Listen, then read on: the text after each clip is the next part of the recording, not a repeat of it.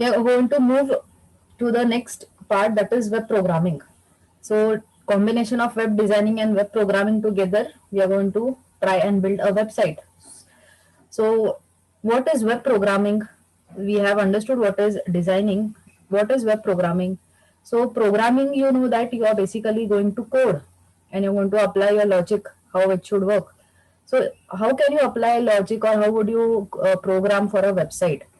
Now, when we talk about web programming, the thing here is it is not based only on one programming language. Okay, it is going to be a like you need to have knowledge about three or four languages, and a combination of all these languages together, you will be able to develop, or you will be able to write one web program or develop a website. So when we talk about web programming, the main things that are included are web content. Web content is basically what you want to include if you're talking about just a website. So, or say even just a program, you are writing a program to calculate the Fibonacci of a number.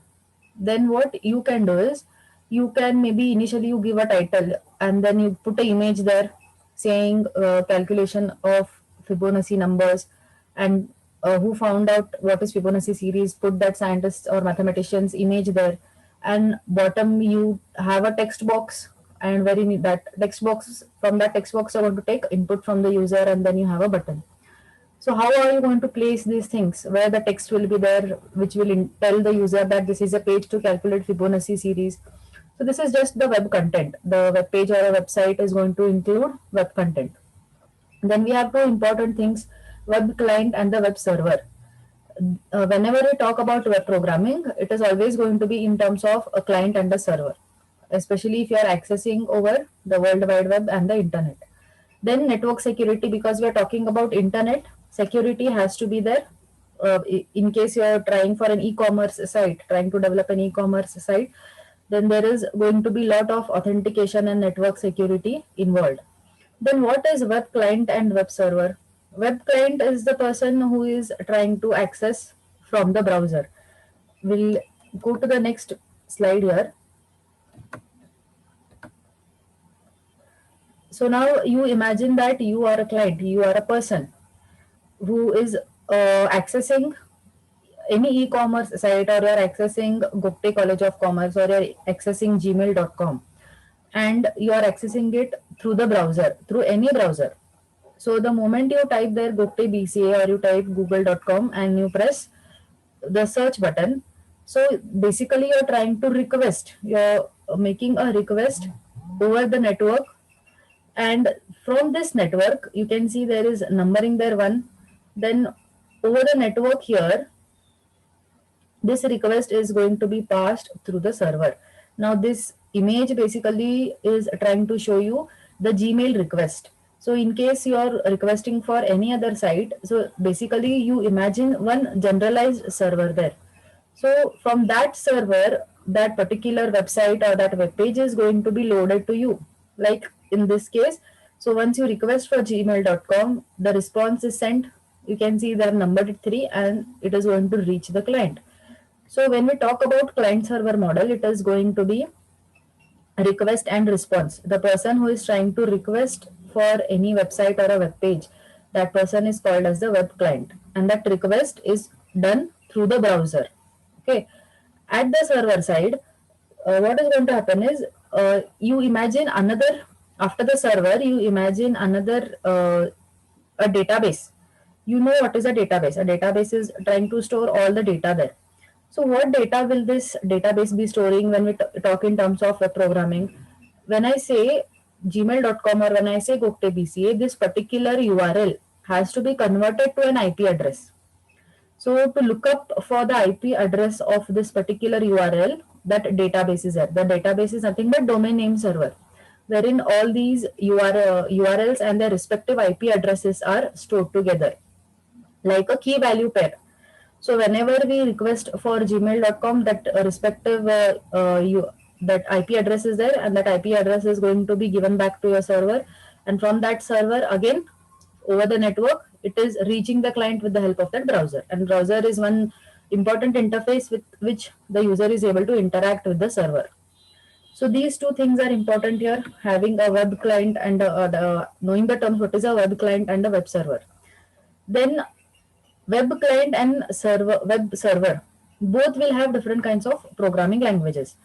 You can see that most common programming languages that are used for web programming are XML. So we will study a little of XML here in this subject, and we have just one journal program. Next, you will study HTML. You will also study XHTML. Then you have JavaScript, Perl 5, and PHP. So they have given you certain common languages that are used for web programming. Now, especially HTML or XHTML, CSS, JavaScript, these are basically used at the client side. Okay, client side is at the browser side on the to test certain things on the browser. Then when we talk about PHP, PHP is again a scripting language. So we will understand what is a scripting language and where we can use it.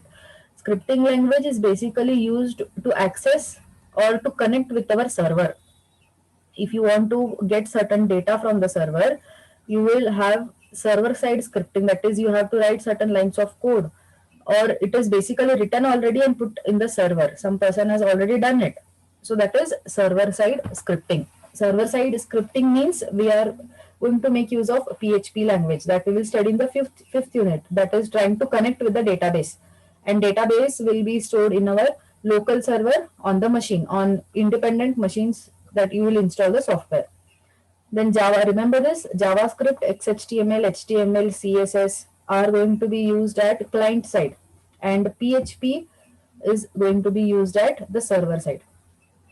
Then web programming is different from just programming, which requires interdisciplinary knowledge on the application area, client and server side scripting, and database technology. Why? What is this point, and why is it like telling you that you need interdisciplinary knowledge? Because if you talk about other programming languages, whenever you studied C program or you studied Java or you had even Python, we just made use of only one programming language there throughout. But here we are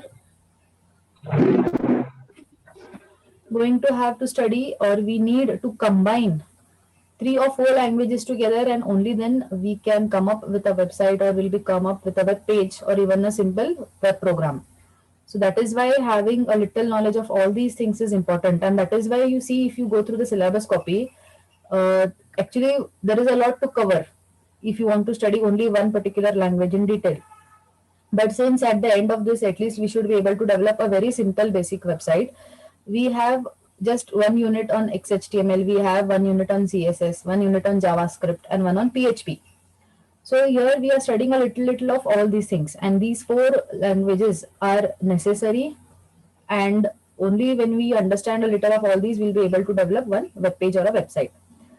So as I said, web programming can be categorized into client and server coding. Now, the same thing is mentioned here, that for the server side, we are basically going to use PHP. JavaScript is going to be used on the client side. Next, one simple code snippet is put up here, that how your web programming or how the browser is going to work. So if you see here, where HTML is starting, okay, this tags, wherever you see these angular brackets, HTML head, title, then you have body, and inside the body what I have written, these angular brackets and question mark, and PHP. PHP stands for hypertext preprocessor. So this PHP script, this is called as a script. This is usually, we will not refer to it as a programming language. We will say that it is a script. But the above portion of that PHP tag and the below portion of that question mark and this angular bracket, that is going to be called as the programming language, that is the HTML. So only this portion, these three lines, is the script which is needed to connect to the server. Okay, so here I have not included any database or anything, but just a simple very small code this is. So this is telling that these lines, HTML lines, are going to be read one by one when you try to run this on the browser. And then as and how whenever you reach this script, that time interaction, this is a runtime script which is going to have connection with the server. So basically when we run these scripts or this PHP code, any PHP code, it means that it is a runtime code. So here it is going to be interpreted just like Python. It is just going to be interpreted. It is not going to be compiled. Whereas these lines are going to be compiled one by one. So you'll understand this better when we start with programming. You can go through this. You can go through this point here, the first point of the slide. When you access your page with a browser, your web server will parse or read through your HTML line by line. So the browser, your Google Chrome or you say Internet Explorer or Firefox is going to read one line by one line of that HTML code. And the moment it comes across a programming language, it is going to execute that code. So here, in the previous example, the above lines will not be executed. That print date, that line that I have written, that is going to be executed. So that is going to be interpreted there with the help of the server. Then let us move and understand what is a scripting language. I told you one example, that is PHP, Hypertext Preprocessor. It is a scripting language. So what is a scripting language? It is a special runtime language or a special runtime environment which helps us to execute a task. So if I say print date, that is going to help us to print the current date or the current date and time. So that is a scripting language which is for runtime. So then here in the scripting language, again you can also have client side scripting and server side scripting. But the scripting languages do not require compilation. That is step by step, you don't have to go. They are directly going to be interpreted. That is why they are runtime. So scripting language is a programming language designed for integrating and communicating with other programming languages. So what we will study here is in this subject, restricting ourselves to the syllabus that is given, we are going to make a use of this scripting language, that is PHP, in the 5th unit, especially to connect to our database. That is, say that you have, imagine a form where you have name and you have a password, the username and the password, and a button. So the moment I click on the button login, it should be able to pass that data and compare it with the database. And for that purpose, connecting with the database, or first of all understanding whether the connection is established or not, we are going to make use of PHP, that is server side scripting. So where this scripting languages is used, that is one is applications where scripting, or they can also ask you what are the uses, what are the implementations. So scripting languages are used in web and it is used in server side as well as the client side. So server side scripting languages are PHP, Perl, etc. And for client side we have JavaScript, you have Ajax, jQuery, etc. So we will study JavaScript and PHP. Then scripting languages are used for system administration, that is at the very basic level, that is at the core level for shell programming. Then Perl and Python scripts. So Python scripts, last we had only one program, that is client and socket. And Perl, you people have not studied. And anyways, now Perl is not much into use. There was a time when Perl and Ruby, these were two languages, were a little into trend. Then also it is used especially for gaming applications and multimedia, and used to create plugins and extensions for existing applications. So if you talk about JavaScript, you can have your own plugins. And then what is a plugin? Plugin is again a code wherein, like, every time if I need not write all the set of codes, I will just write it into one single page and I will save it as a plugin. So next time I want to use that same code, I will be trying to use that file which I have already saved, and I can use it in different programs, or I can use it outside the packages. Like you get to see Adobe Flash plugin and various plugins which are there on the browser which is asked to install. So there somebody has already written those things. You are only using it. So likewise, you can have your own plugins with the help of JavaScripts or any scripting languages. Then let us see here again. Have a look at the title here. See, the question usually that is asked is motivation for scripting languages. So you should not be confused what is motivation for scripting languages, because the previous slide and this slide, you can write both of them whenever uses or motivation or implementations of a scripting language is asked. So scripting languages are easy learning. So when once, I mean, it is very quick. It is not going to be more tedious.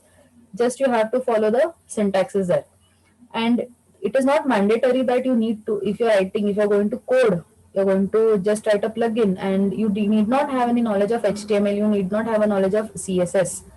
Only if you know JavaScript, you're good enough to go ahead with plugins, or you can start creating your own plugins there. So here the user can learn to code in scripting languages quickly, and much knowledge of web technology is not, it should be not much knowledge of web technology is required. That is, you need not have much knowledge of other web technologies, which could be HTML, CSS, anything. Then fast editing, so it is highly efficient with a limited number of data structures and variables to use. So again here, one important thing here is, like for other programming languages that you studied, you usually write the data types. You write it as int, you will write it float, char, depending on what kind of you want to store, what kind of data you want to store in the variable.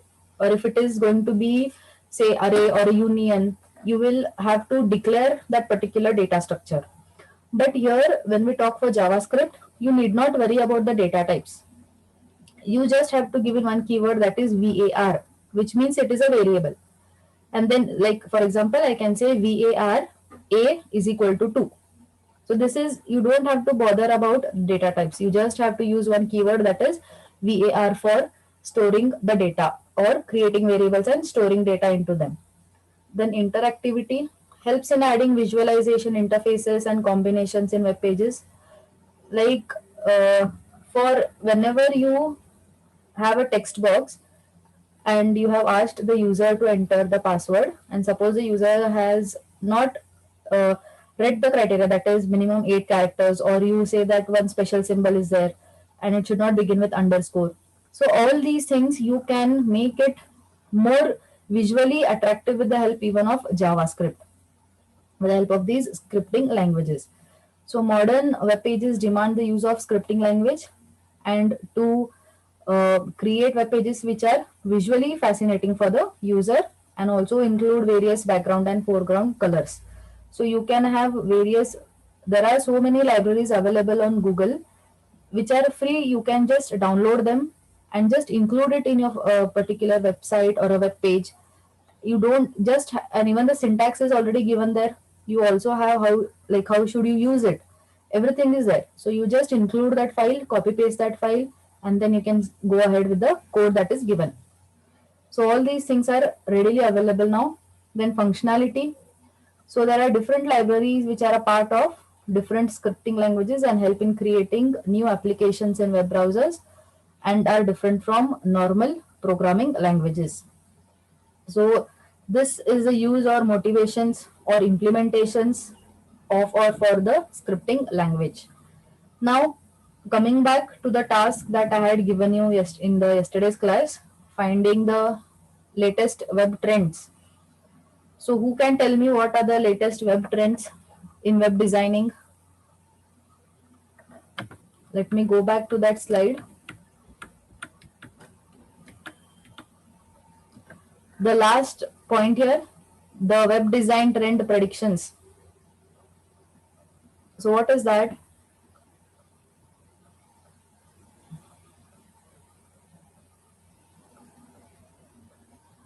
Aditya Halgekar, Yes, ma'am. can you tell me what are web design trend predictions? Ma'am, dark mode, college. I didn't understand what you're saying. Ma'am, you're asking about design trend, right? Ah, Dark mode, college. yes, yes. What is, okay, dark mode. What is dark mode? Um,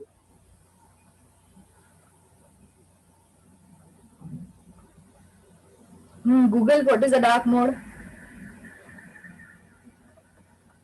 Natasha is telling multiple content options.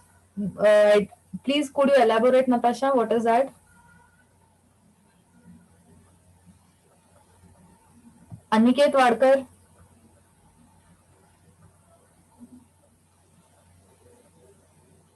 Yes, ma'am.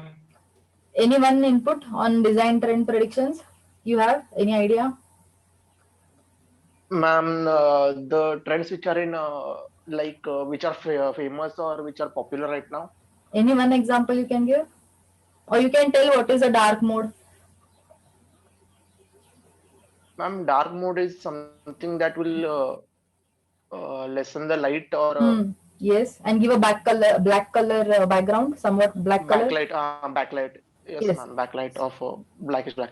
Yeah, see, initially when website development started, it was not like this. Everything basically would be having a white background.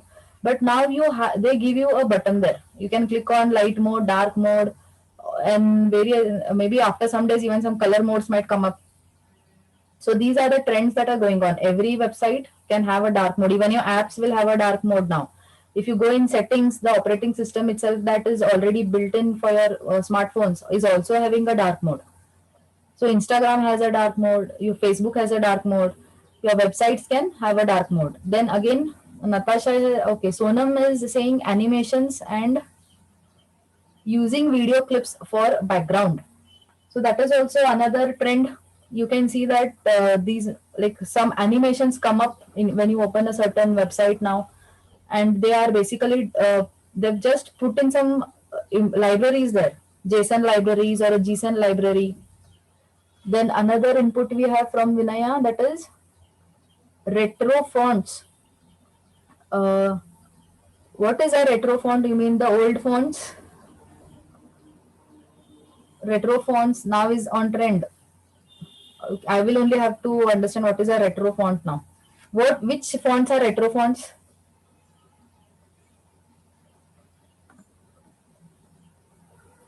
What is a retro font? Anyone?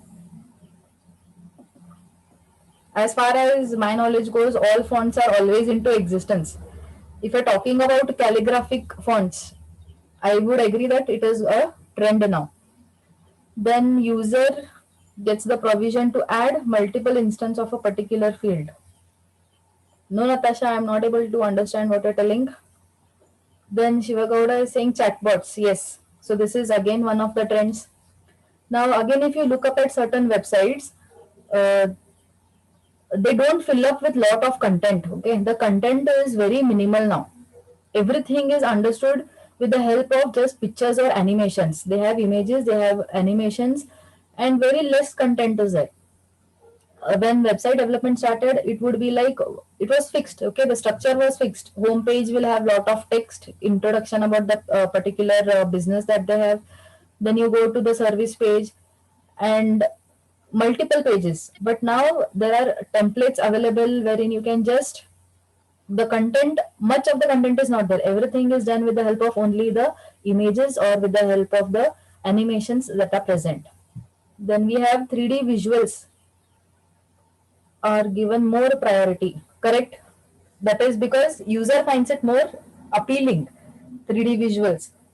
So that is more interesting also for the user to interact with the website. Yes, voice search, another latest trend.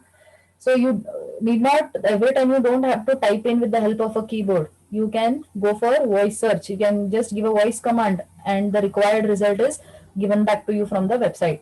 So latest website trends are these which we discussed. So you can include some of, if anyone is doing a project on web, you can include dark mode, you can include voice search. Then autofill save password. No, that is not a current trend. That is by default given to you from the browser, not from the website. And we are talking about website trends, not about Google browser is basically going to give you autofill password even if it is not a website. So that is a feature of Google Chrome or any other browser. Then emoji design. Then you also have stickers now. I'm not sure what that particular, not emoji or a sticker, it is in between. Cartoon illustration. Yes, cartoon illustration is again animations. So these emojis, All these come under animations. So good, some use of Google and online classes that you can directly search and tell me even if the homework is not done. So you can drop in your attendance, and if anything you need to ask, please go ahead.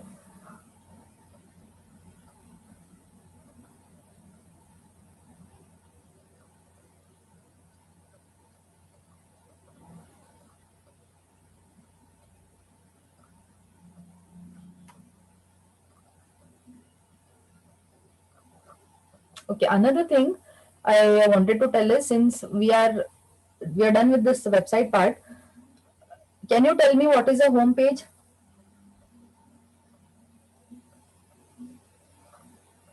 What is a home page of a website?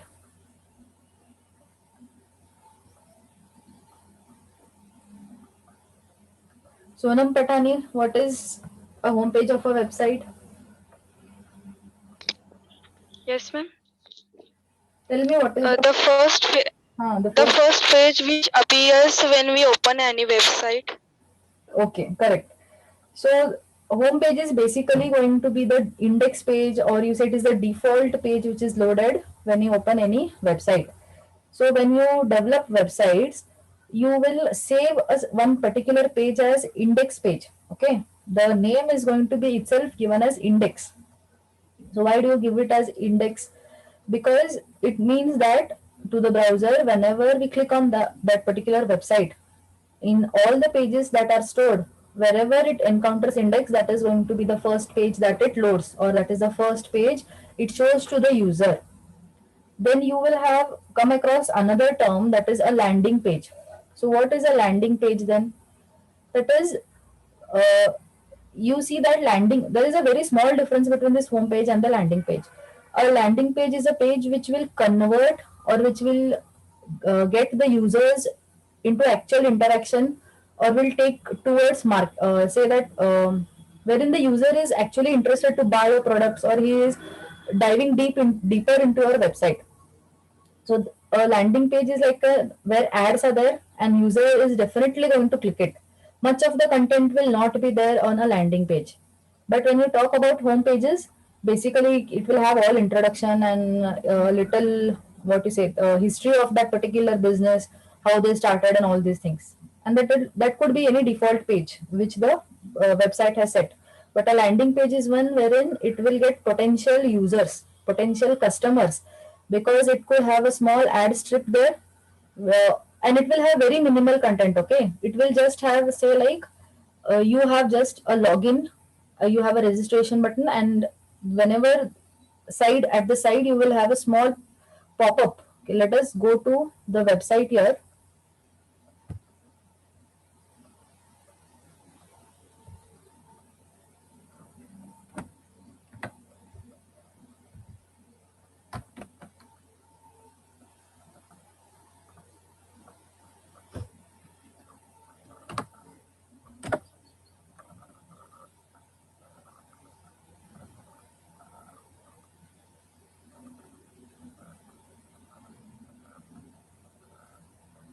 See, the moment I click on login here, no, you don't have content. Content is very less.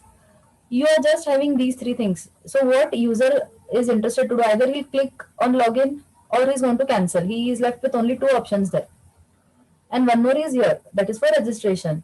So here, whenever we talk about landing pages, they have very less content. All you get to see is like a little advertisement at the left or right, and just given two buttons. And if you click on those links, you will be directly taken to that side advertisement what is given. So these are landing pages. But when we talk about home pages, the moment I open this flipkart.com, so you see this is the page that is opening by default. So this is going to be the home page for this particular website. So you have any doubts?